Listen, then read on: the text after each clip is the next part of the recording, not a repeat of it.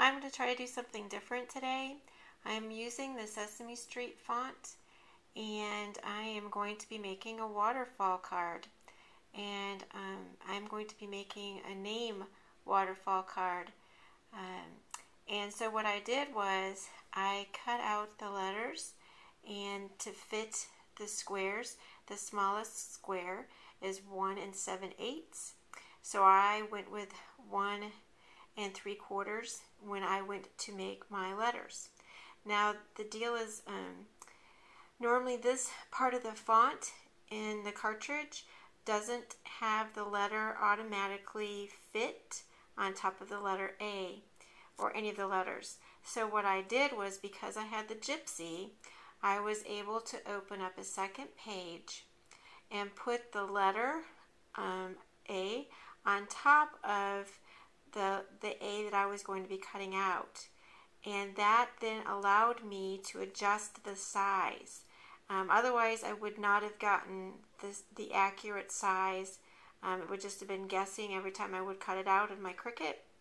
So that's what helpful thing you can do with the gypsy, is making the size fit on top of each other. So I'm going to go ahead and put the pieces together to make my waterfall card. I will leave a link as to how to make a waterfall card, but for right now I'm just going to show you how to make the blocks that work for the waterfall card. I just added my the colored A that I made to the top of the cutout A from the Sesame Street font. The size, I should say, of the block that it's going to be going on is 1 7/8, and then it's going to be matted, and the matted size is 2 inches.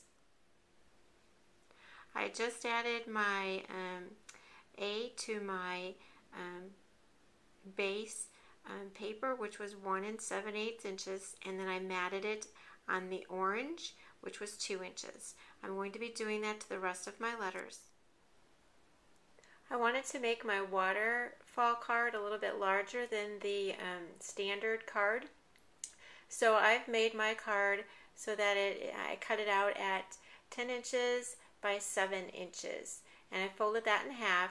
And then I also made a 5 by 7 picture, and I cut that down.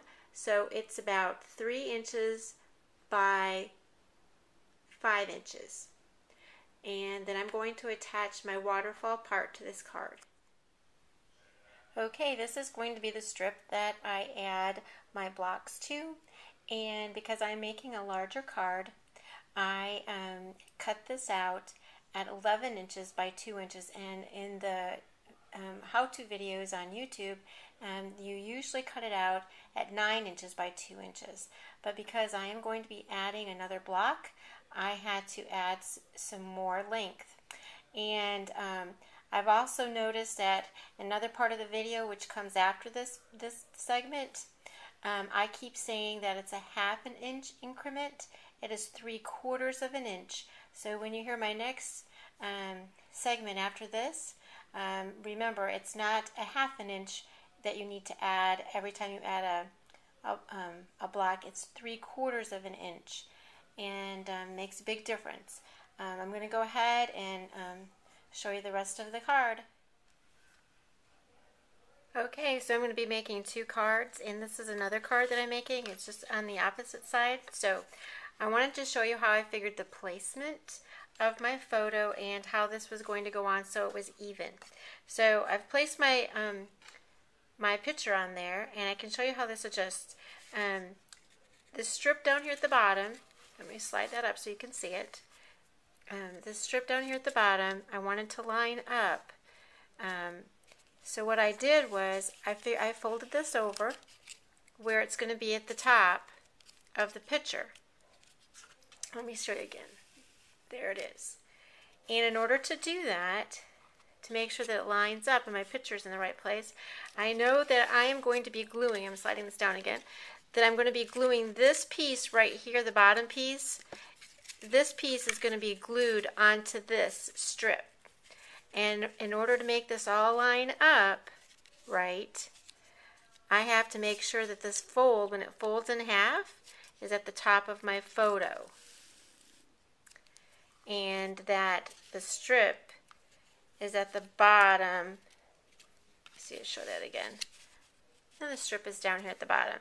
The other thing the video will tell you is when you go to do this, they use brads at the bottom to adhere the strip. And I don't like seeing the brads on the back side of my card. So I'm going to zigzag this with my sewing machine.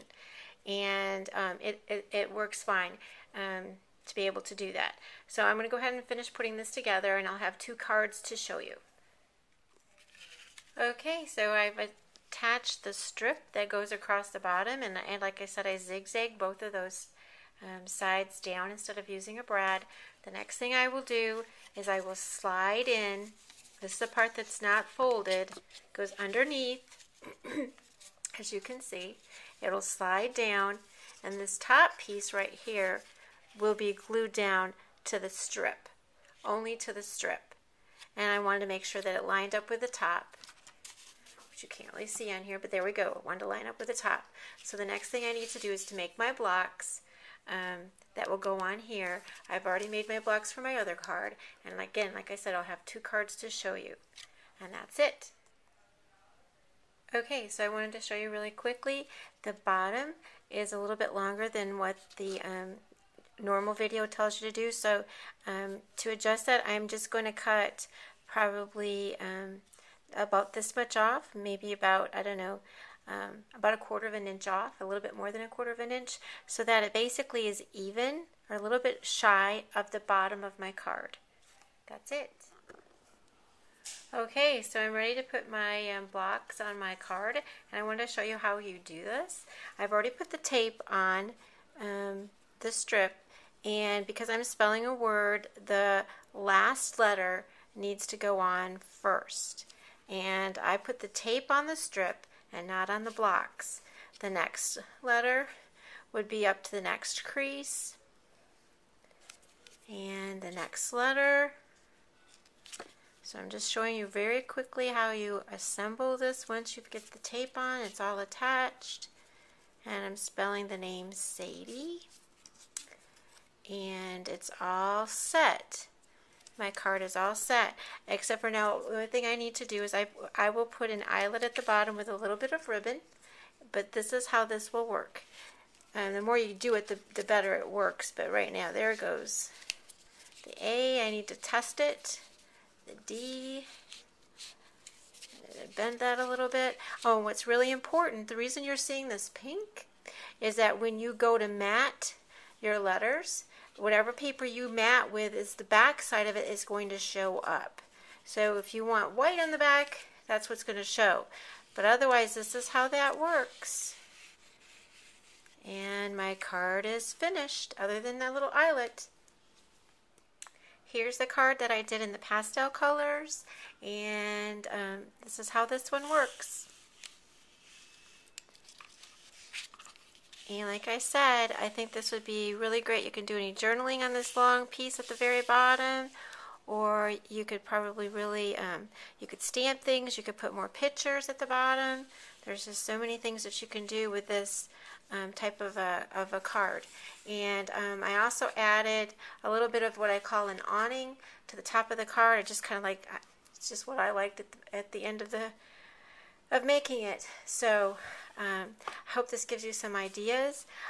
Again, I think it'd be really great to put on these squares any Cricut image.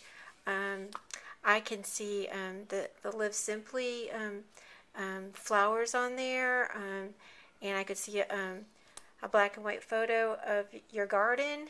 Just so many ideas. I hope this gets you started to do something new. Thanks for watching.